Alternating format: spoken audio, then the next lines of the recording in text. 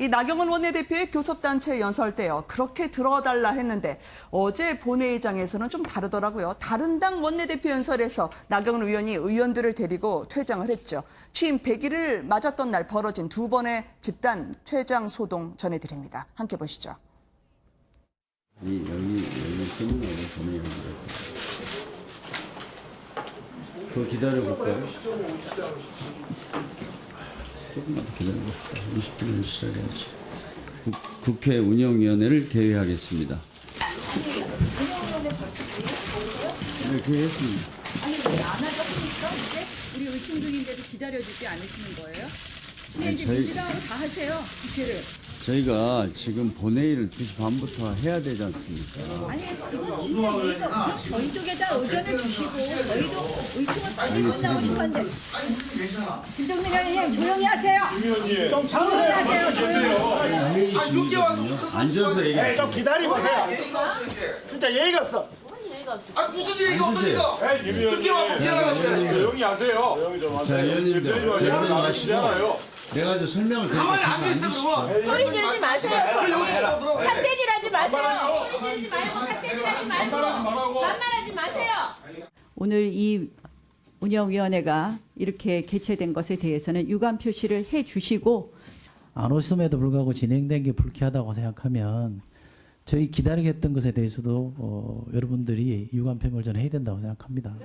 그렇게 알겠습니다. 저희 입장은 그런 거니까 투표 안 하고 그냥 국회 마음대로 운영하십시오. 투표하고 가시죠. 운영위원회가 정상적으로 운영돼야 국회가 살아있지. 국회 운영위원회가 뭡니까?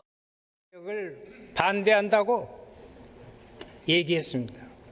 혹시 계신가 모르는데 나경원 원내대표님, 공정한 선거제도가 만들어지면 정의당이 교섭단체가 돼서 반대한다고 하신 것이 정말 사실이냐 이 말이에요. 나경원 원내대표께서 답하세요. 정의당과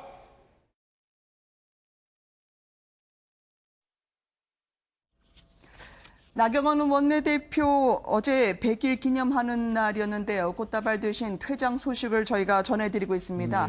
양 변호사님, 어떤 일이 벌어졌길래 저렇게 다들 심각하신 건가요? 사실 원내대표시잖아요. 원내대표라는 게 이제 국회 안에서의 국회 운영과 관련해서 내부에서의 자유한국당을 대표하는 인물인데 어제는 사실 국회 운영을 안 하시겠다는 모습을 많이 보이신 것 같아요. 첫 번째는 국회 운영위원회가 예정이 돼 있었는데 원래 개최 시간보다 한 40분 이상을 자유한국당에서 자체적으로 의원총회라느라고 늦었다고 합니다. 그러니까 40분이 넘게 기다리다 못해서 이 홍영표 운영위원장이 다른 것도 아니라 이후에 이제 윤수아 정의당 그 원내대표의 연설이 있었기, 비교섭단체 연설이 있었기 때문에 국회 본회의장에 가야 되지 않습니까? 그러니까 이 안건을 빨리 처리를 하고 가자고 해서 개회를 시작했는데 개회 시작하고 나서 들어와서 저렇게 아니 우리 오지도 않았는데 왜 시작하느냐라고 해서 그럼 알아서 마음대로 하라고 하면서 또 저기서 퇴장을 하셨어요. 그리고 퇴장을 해서 말씀드린 또 윤수아 정의당 원내대표의 국회에 연설했으니까 본회의장으로 들어갔는데 들어가서 한 처음에 나온 부분이 잠깐 보신 것처럼 정의당에서 최근 이제 선거제 패스트트랙 관련해서 선거제를 연동형 비례대표제로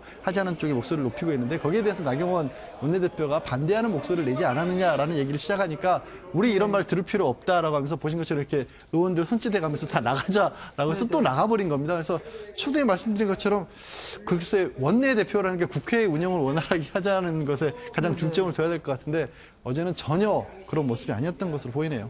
굉장히 거북한 이야기를 하신 건가요? 어떤 이야기를 하셨길래 저렇게 화를 내시는 거예요? 우선 이제 두 번의 장면이 이제 앞에는 운영위원회에서 이제 이 민주당, 한국당 사이의 기싸움 속에서 퇴장을 한 거고요. 네, 아니 뭐 한국당 분들 다 나가신 것도 아니네요. 저 장면은 이제 윤수아 정의당 원내대표가 말을 이제 연설을 했을 때 유기준 의원하고 정진석 의원 한국당 말이죠. 의원이 거의 다 썰물처럼 나간 건데 저는 정말 보면서 이 민주당과 한국당의 이 여야 간의 그야말로 극단적 힘겨루기 또 기싸움이 갈수록 지금 점이 가경이라고 생각합니다.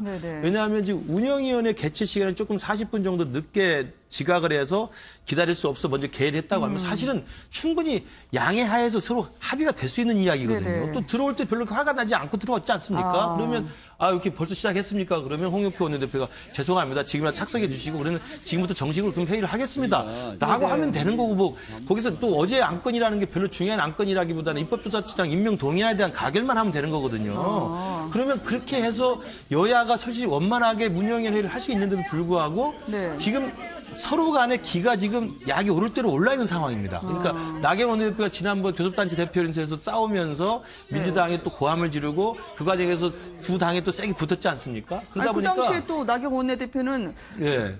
이거 일단 다 들어라. 그리고 의장도 그렇죠. 듣기 싫어도 듣고 그러니까. 비판하라고 했었잖아요. 그러니까 서로 간에 이제 내로남불인데 저는 운영위원회 개최 시간이 좀 늦었다. 지금 지각에 왔고 좀 개회 시간을 먼저 했다 그래서 네네. 서로 화를 내는 건 제가 볼 때 동네에 사는 사람들 저렇게 싸우지는 않아요. 그러니까 지금 감정이 상할 대로 상했으니까 사사건건이 부딪히는 모습이고요. 네네. 그다음에 지금 말씀하신 것처럼 윤수와 정의당 대표가 교섭단체 대표 연설 할 때는 기분 나쁜 이야기 했더라도 당장 지난주에 나경원 대표가 야단 측 소란을 부리는 민주당한테 소리쳤지 않습니까? 끝까지 네. 내 이야기 들으라고 경청하라고 이야기했으면 오히려 한국당은 경청하는 모습을 보이는 것이 일관된 모습이었죠. 네. 그러나 정의당 원내대표 그 이야기를 듣고 싶지 않았던 거고. 어떤 이야기요? 그러니까 나경원 원내대표를 정면으로 저격했는데 그렇습니다. 그게 심기가 불편해진 연동형 건가요? 비례대표제에 대한 것들을 지난 12월 25일 날 5당 대표로 합의해놓고 왜 안 하느냐 이야기뿐만 아니라 더 이제 자극했던 건 뭐냐면 네. 나경원 원내대표가 연동형을 반대하는 이유가 정의당 같은 당이 이제 교섭단체를 회복하면 더 네. 힘들지 않겠느냐 하면서 정의당을 좀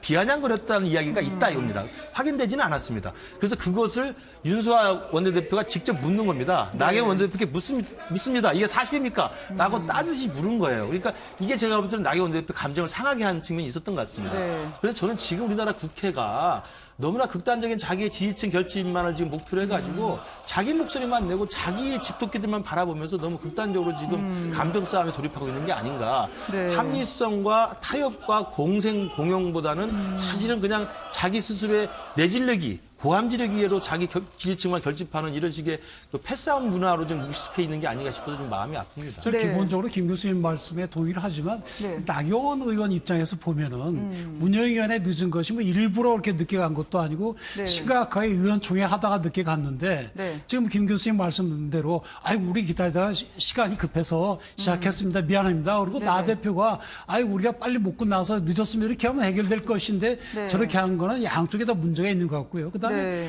윤수아 대표에 대해서 사실 윤수아 대표는 섭섭하겠지요. 근데 그 말씀하실 가만히 들어보면 네. 이제 나경원 원내대표에 대한 어떻게 보면 개인적인 공격이 주된 걸로 들리고 나경원 그 대표 입장에서 더더군다나 보면은 네. 나경원 원내대표께서 답하세요. 뭐 이렇게 하거든요. 네. 이게 지금 나경원 대표에 대한 그 청문회도 아니고 나경원 대표에 대해 질문하는 게 아니잖아요. 그러니까 안 그래도 운영위원회에서 지금 단단히 화가 나 있는데 나경원 원내대표 답하세요. 답할 의미가 없잖아요. 차라리 그냥 나경원 원내대표는 이건 그 견해 갖고 있는 게 잘못됐다. 뭐 그렇게 주장을 하시다면 좀 나았을 텐데. 답하시오. 아니, 동료 의원 보고 답하라는 건 안 맞잖아요. 그래서 이렇게 네. 된 것 같은데, 이거나 저거나 좀 더, 좀 세련되고 합리적으로 좀 그러게요. 의사진행들을 했으면 좋겠다. 그런 생각이 듭니다. 양 변호사님, 왜냐하면 거대 제1야당이잖아요. 그러면 이제 정의당 원내대표 이 비교섭단체 대표 연설인데 그냥 좀 여유 있게 들어주고 굳이 격하게 싸움 안 걸고 강경한 모습 꼭 근데 보여줘야 되나요? 그러니까 저는 약간 의도되는 것으로 보여요. 네. 정의당에 대해서는 사실 힘으로 누르는 그런 모습이 연출이 된 거죠. 말씀하신 네. 것처럼 비교할 수 없을, 그러니까 이 규모로 크기로 봤을 때 비교할 수 없는 정도의 텐데 이런 거죠. 정의당에 대해서 이 자유한국당에서는 계속해서 비판을 하기를 네. 지금 민주당 이중대 역할을 하고 있기 때문에 우리가 그렇게 행동을 했노라라고 직접적으로 공격을 하지 않습니까? 그러니까 네. 우리가 어떻게 할 수 있다는 걸 보여준 건데 한 가지 저는 참 또 걸리는 게 나경원 뭐라고 하시면 나는 연습을 못 봤는데 네. 우리 의원들이 이거 듣고 있으면 안 된다라고 얘기를 했다. 그러니까 나서서 싸우는 모습은 계속해서 강한 모습을 보여주고 있지만 네. 본인이 이거를 싸움을 이끌고 계시는 거냐 아니면 지금 어떻게 보면 원내대표로서 리더십을 발휘해서 한 싸움이 아니라 어떻게 보면 그 당내 여론이라고 할까 이런 거에 따라서 왔다 갔다 하는 게 아닌가 네. 하는 그것도 사실은 좀 걱정돼요. 왜냐하면 의원들이 그렇게 주장을 하더라도 원내대표로서의 판단에 따라서 좀 다독였어야 되는 게 아닌가 하는데 네. 거꾸로 가고 있는 게 아닌가 싶어요. 네. 그러니까 정의당에서는요, 지금 뭐 왈패 집단, 배부른 돼지 노릇이라면서 격한 표현으로 강력 비난을 하고 있습니다. 이게 지금 보궐선거에서요, 창원, 성산, 이 선거구도하고도 무관치 않은 것 같습니다. 서로 이제 플래카드, 현수막 대결을 벌이고 있고요. 첨예하게 지금 벌어지고 있는데, 오늘만 하더라도요, 이제 본격적인 선거운동이 시작이 됐죠. 자유한국당 지도부가 일제히 경남으로 내려가서 총력전으로 임하고 있습니다. 영상으로 먼저 보시고요. 저희가 좀 이어가도록 하겠습니다.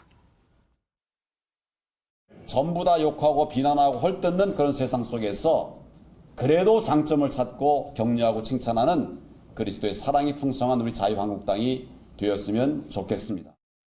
창원 경제 폭망의 주범 문재인 정부 아닙니까, 여러분? 이 정권의 엉터리 경제 정책, 실패한 좌파 사회주의 경제 실험이 우리 창원 경제를 무너뜨리고 있는 것입니다. 야합하지 않고서는 자신도 없는 이런 정부가, 이런 정당이 뭐하러 나오는 거냐 이 말이에요. 차라리 문을 닫아야 되는 거 아닙니까? 황교안 대표가 드디어 창원으로 이 작은 원룸을 얻었다고 합니다. 이제 현장에 상주하면서 총력 체제로 아마 지원하고 있는 것 같은데요. 요즘 들어서 더더욱 말씀이 좀 세지시고요. 천사, 악마, 하나님의 기도도 좀 자주 등장하는 것 같아요, 교수님. 그러니까 황교안 대표가 사실은 이제 독실한 크리스찬이고 네네. 또 전도사 자격증까지 있다는 거 아닙니까? 그래서 본래 화법이 사실은 굉장히 이제 기독교적인 화법들을 네네. 많이 좋아합니다. 근데 그러한 황교안 대표조차도 지금 이제 눈앞에 다가온 창원 성산하고 통영 고성 지금 보궐선거를 앞두고는 지금 사력을 다해야 되기 때문에 내려가서 문재인 정부를 비판할 때는 거의 거침없는 이야기를 지금 하고 있습니다.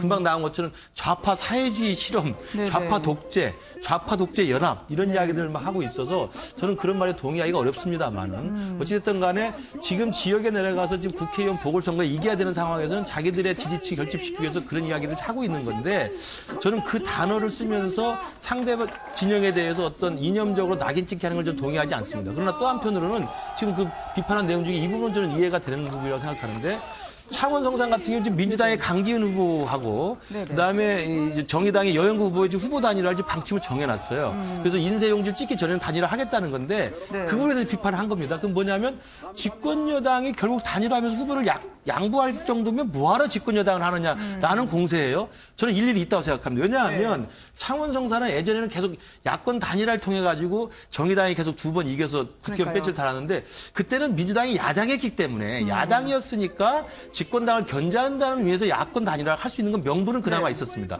그러나 지금은 민주당이 여당 아닙니까?